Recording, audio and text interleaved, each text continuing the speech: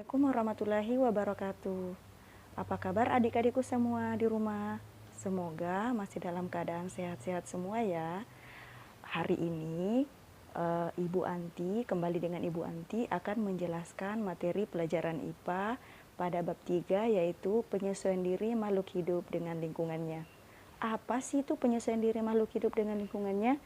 Yuk kita sama-sama menyaksikan penjelasan berikut ini. Check it out.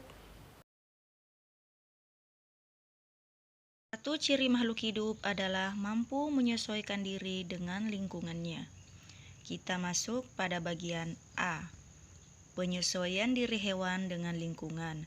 Ada beberapa hewan mampu melakukan penyesuaian diri terhadap lingkungannya. Nah, kemampuan makhluk hidup untuk menyesuaikan diri dengan lingkungan disebut dengan adaptasi. Apa sih tujuan penyesuaian diri hewan? Nah, tujuannya yaitu untuk memenuhi kebutuhan hidupnya. Di antaranya seperti makan, minum, berkembang biak, melindungi diri dari musuh, dan mempertahankan jenisnya. Oke, itulah salah satu contohnya. Nah, kita masuk pada bagian 1, penyesuaian hewan dalam memperoleh makanan. Ada banyak penyesuaian bentuk hewan.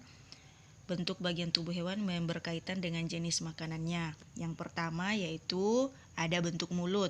Bentuk mulut serangga mempunyai bentuk yang sesuai dengan jenis makanannya. Contohnya yang mana ya? Nah, mulut penggigit, yaitu terdapat pada hewan belalang. Yang kedua adalah mulut penusuk atau pengisap, ada pada hewan nyamuk. Nah, nyamuk ini yang paling ganas ya, yang sering gigit kita. Dan yang ketiga adalah mulut penjilat, ada pada hewan kupu-kupu untuk menjilat nektar-nektar bunga. Oke, bentuk paru dan kaki burung. Jenis paru pemakan ikan, ciri dan fungsinya paru panjang dan berkantong. Contohnya yaitu burung pelikan. Nah, jenis paru pemakan daging, ciri dan fungsinya paru tajam, kuat, dan runcing. Contohnya berada pada hewan elang seperti pada gambar. Oke, jenis paru pengisap madu, ciri dan fungsinya yaitu paru kecil dan runcing. Contohnya berada pada hewan burung kolibri. Nah, jenis kaki petengger, ciri dan fungsinya yaitu jari kakinya panjang dan datar. Contohnya berada pada hewan burung kakak tua. Nah, jenis kaki pengais, ciri dan fungsinya yaitu memiliki 3 jari di depan dan 1 tumbuh di belakang. Biasanya kaki seperti ini berada pada ayam dan kalkun. Oke, jenis kaki perenang. Nah, ciri dan fungsinya memiliki selaput pada kaki. Biasanya hewan seperti ini berada pada hewan bebek untuk bisa berenang di tanah berlumpur. Oke, jenis kaki pencengkram. Ciri dan fungsinya jari kaki pendek, kuku melengkung dan tajam. Contohnya berada pada hewan elang dan burung hantu. Oke, kita lihat pada bentuk gigi.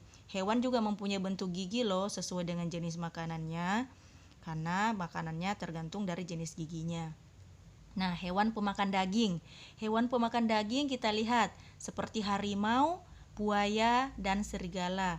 Biasanya hewan-hewan ini memiliki gigi-gigi yang tajam ya. Fungsinya yaitu untuk mengoyak makanannya untuk dihancurkan sebelum dicerna.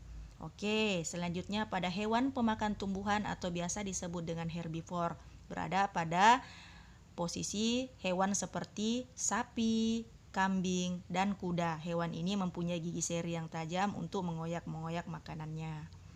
Nah, oke, kita pada bagian 2, penyesuaian hewan untuk mempertahankan diri. Ada beberapa cara yang dilakukan hewan untuk mempertahankan dirinya dari musuhnya. Oke, kita lihat apa saja sih. Nah, A. Berkamuflase. Kamuflase merupakan kemampuan hewan untuk menyamarkan diri dari pemangsa. Contohnya pada hewan bunglon. Biasanya bunglon jika merasa terancam, dia akan merubah bentuk warna kulitnya sesuai dengan tempat yang ditempatinya untuk melindungi dirinya. Bagian P. Bermimikri. Mimikri artinya suatu jenis makhluk hidup meniru bentuk fisik atau perilaku jenis makhluk hidup lainnya. Contohnya ulat bermimikri menyerupai ular agar terlihat lebih buas di hadapan musuh-musuhnya. Oke, bagian C, autotomi. Autotomi adalah kemampuan hewan untuk memutus bagian tubuhnya dan menumbuhkannya kembali.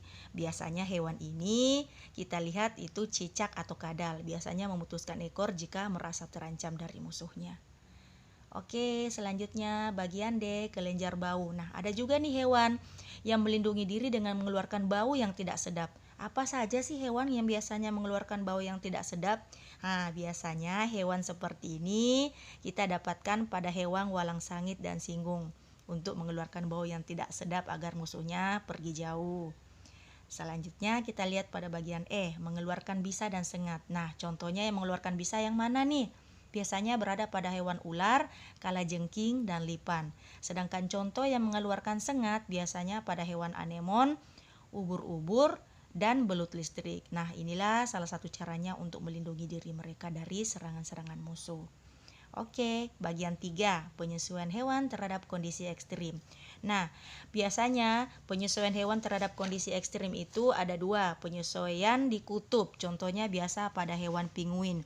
Penguin itu memiliki timbunan lemak yang tebal untuk menjaga kulitnya menjaga dirinya agar tidak kedinginan di suhu yang ekstrim. Yang kedua yaitu penyesuaian di gurun. Contohnya biasa terhadap pada unta yang memiliki cadangan lemak di punduknya. Oke, sekian dari penjelasannya. Semoga bermanfaat untuk adik-adikku semua. Wassalam.